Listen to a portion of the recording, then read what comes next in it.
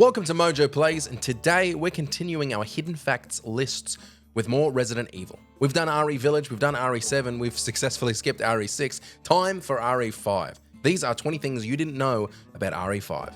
Before we continue, we publish content all week long, so be sure to subscribe and ring the bell to get notified of our latest videos.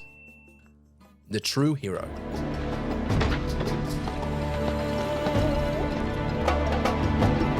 Welcome to Africa. Let's start off with a fun little insight into one of our protagonists' designs. And no, I'm not talking about old mate Chris's tree trunk arms. If you are fluent in Swahili, you may already know this, but for everyone else, take a look at the tattoo on newcomer Sheva's arm. Just in case it wasn't obvious from her main role, she was also branded, and the tattoo says hero in Swahili. Either the game was being funny for bilingual fans, or Sheva is unbelievably up herself. Either way, what a hero. I'll put them at ease. I'm sure you'll do just fine. Tiger uppercut.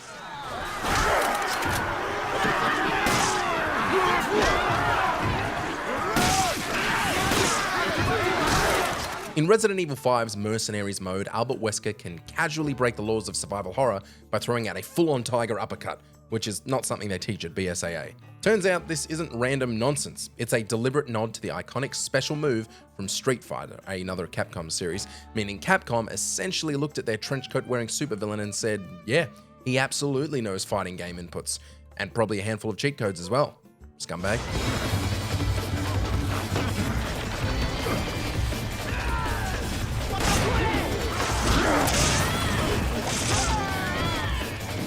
We actually saw the merchant. Resident Evil 5 was originally going to feature a proper merchant system, similar to the fan-favorite weapons dealer from Resident Evil 4, beloved by many, quoted by all. The plan got so far along in development that he is still present in the game. The merchant is actually the same guy who quietly hands Chris and Sheva their gear at the start of the game, implying there was a whole unseen economy where this dude just shuffles around Africa armed to the teeth. But the idea was ultimately scrapped, likely because having a trenchcoat arms dealer calmly setting up shop during a global outbreak might have been even more silly than our old friend from RE4. Grab your weapons. The operation's already started. Fiona Belli. A few years ago, the BSAA received intel as to the whereabouts of Umbrella's founder, Oswell E. Spencer. Jill and I were ordered by the BSAA's European headquarters to apprehend him. We accepted that mission in the hopes of uncovering some info that would lead us to Wesker. Jill's appearance throughout this franchise might be the most inconsistent, mainly because she doesn't look the same in a single entry. For Resident Evil 5, her likeness was heavily based on Fiona Belli from Haunting Ground, which is fine because they're both Capcom titles. Once you notice it, you can't unsee it because the facial structure, overall look and vibe are so similar it feels like Capcom actually got a little lazy. I would never, ever steal words I've already used for a Mojo video. That would be unethical. I directly quoted my own thesis on sexualization in media in my last video. That would be immoral.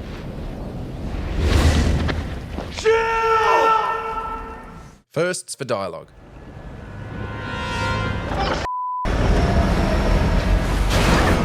Turns out that Resident Evil 5 had a lot of firsts, and a few specific to the game's spoken lines. It was the first entry to drop a full-on F-bomb in English, which is funny considering earlier games were already packed with biological horrors, corporate conspiracies, and people screaming their lungs out. But don't you dare curse, you savage. On top of that, it was also the first time the series fully committed to proper subtitles during cutscenes, marking the moment when players no longer had to guess what was being said over explosions, accents, and melodrama. Because of the lack of subtitles, my brother, and this is not a lie for comedy, this is 100% true, debated with me years before the internet was available to us that Barry Burton in the first Resident Evil didn't say you were almost a Jill sandwich, but you were almost a Gibble sandwich. F***ing idiot. That was too close. You were almost a Jill sandwich. Resident Evil.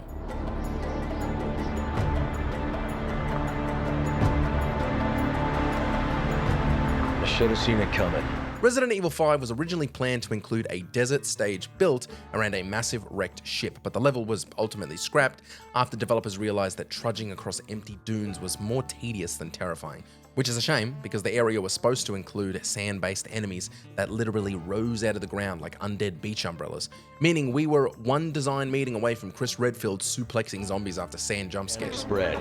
Governments of the world turned to the Global Pharmaceutical Consortium, which formed the Anti-Terrorism Unit, BSAA. Reunited, and it feels so good. Oh damn, more firsts. Resident Evil 5 marked the first time a mainline entry managed to get the entire original crew back together in one place, with Chris, Jill, Albert, Barry, and Rebecca Chambers all making appearances, turning the game into a full-on reunion tour that feels less like survival horror and more like Capcom checking off a very important fan service bingo card. And while not everyone shows up in the main story, Mercenaries steps in to complete the roll call, which I know technically feels like cheating, but it also feels so wonderful for the soul. The gold ring.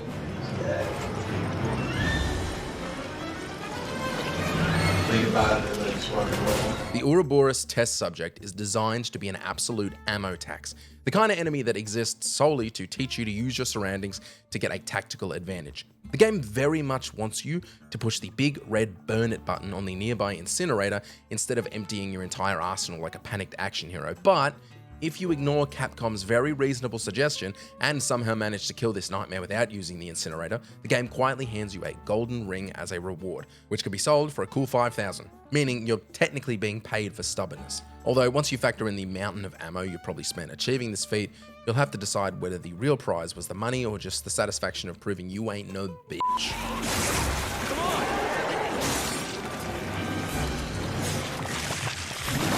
Here we go.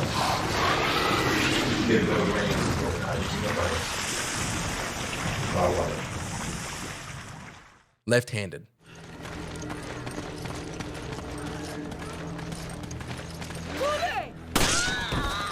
Split screen co-op in Resident Evil 5 isn't just randomly slapping players onto opposite halves of the TV.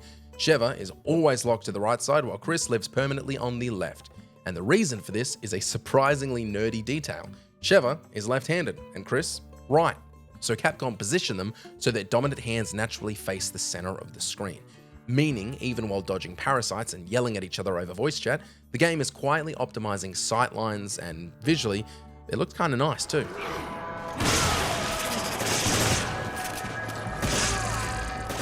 Inventory madness. Repeat, all nearby units proceed to the crash site.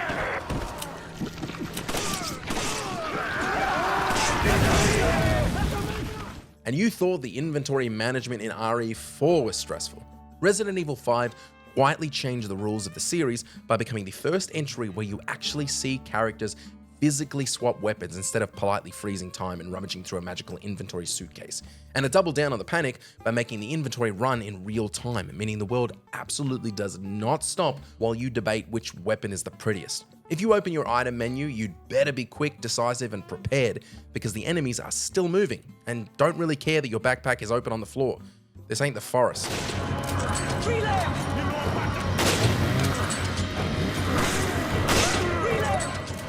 Shinji Mikami didn't like it.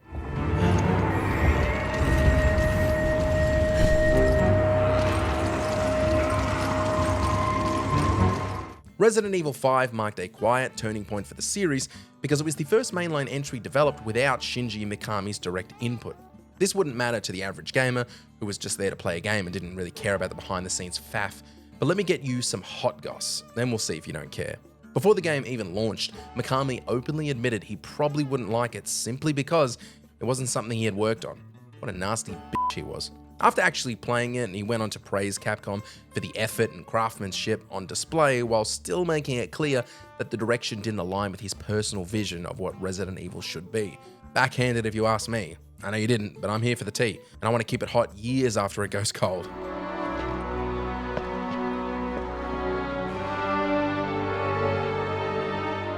Old friends. Are you alright?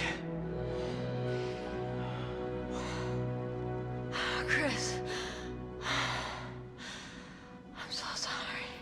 This might not be an entry that you didn't know, but it's definitely an entry you haven't thought about. If you didn't break it down mentally, RE5 wasn't the first time Jill Valentine found herself on the same side as Albert Wesker. In RE1, they technically begin the game as comrades. RE5 has her powered by a progenitor-based chemical, meaning Jill isn't suddenly evil so much as chemically hijacked, turning one of the series' most dependable heroes into an unwilling henchwoman and giving Capcom an excuse to explore extremely uncomfortable ideas like loyalty, loss of agency, and what happens when your former teammate installs evil DLC directly into your chest. Mother.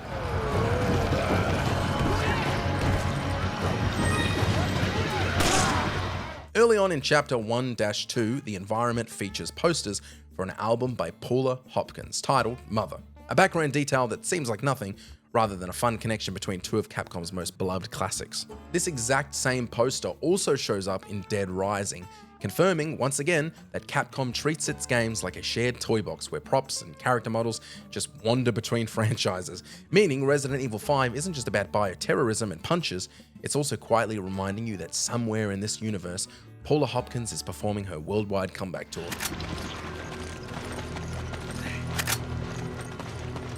Single player again.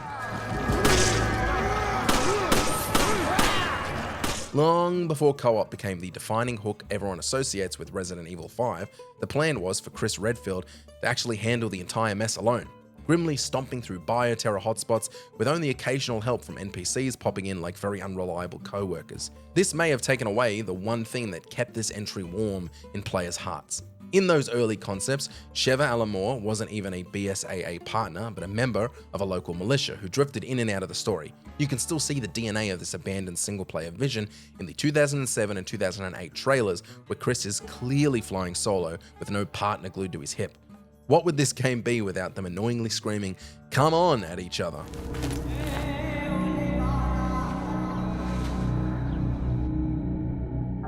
Fixed cam throwback.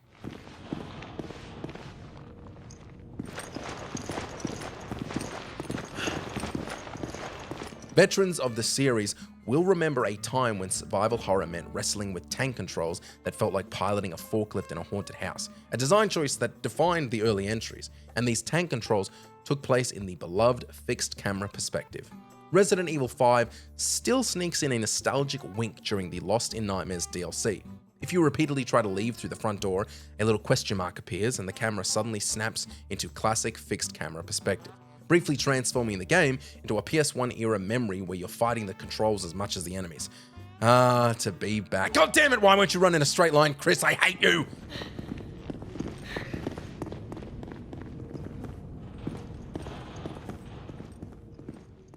Zombies were back.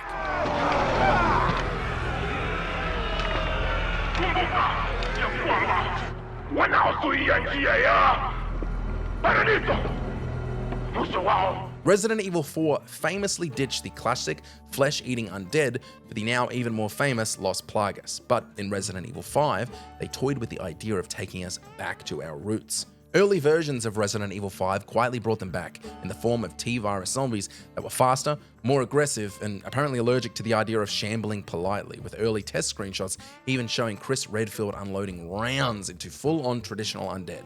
Capcom ultimately pulled the plug on this direction and swapped them out for the Margini instead, reasoning that zombies wouldn't be capable of coordinated, tactical attacks they wanted in the game. That being said, the co-op AI could barely do that either.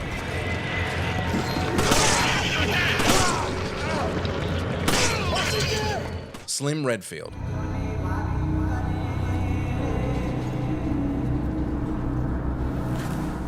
That first 2007 trailer reveal turned heads for one hilarious reason. Chris Redfield suddenly looked like he'd spent every minute since 1996 benching buses. The dude's arms looked like absurdly thick rocket launchers, and his design had gone from BSAA operative bad boy to bodybuilder's dream journal. But interestingly, this ultra-jacked look wasn't always the plan, since early concept art in the original 2005 trailer show a far more reasonably proportioned Chris, who's clearly older and more withered than before, but still recognizably human-sized, proving that somewhere along development, Capcom made the conscious decision to stop asking, "Can Chris survive this?"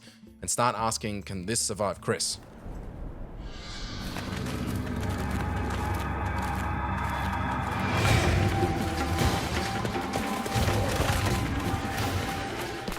Where's Barry?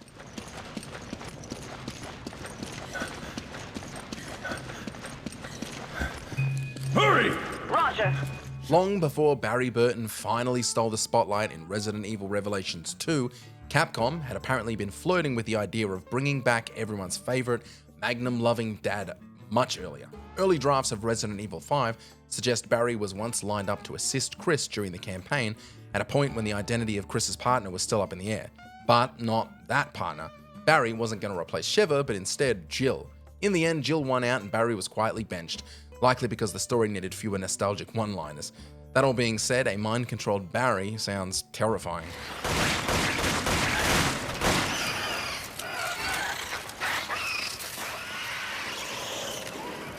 Original roles.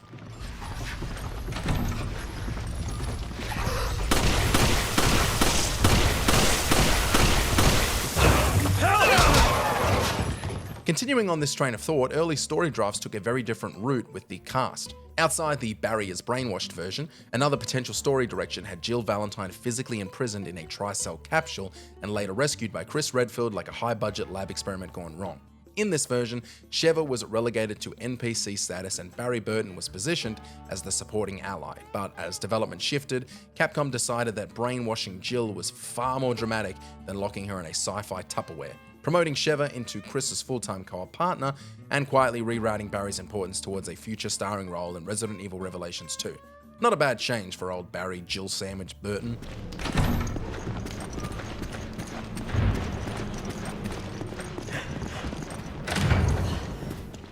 Mr. X goes to Africa. Look out!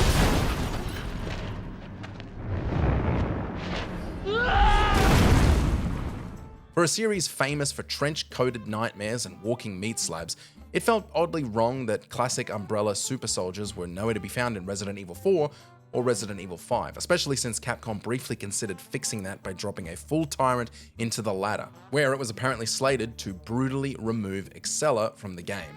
And not by deleting her code, more like deleting her head from her body. While no footage of this absolute unit exists, early concept art shows the familiar claw and towering refrigerator with legs silhouette that screams classic Resident Evil. Imagine Mr. X strolling around in that heat, looking for a cool shadow to sit in, or probably more likely ripping faces off of heads. Yeah, probably that.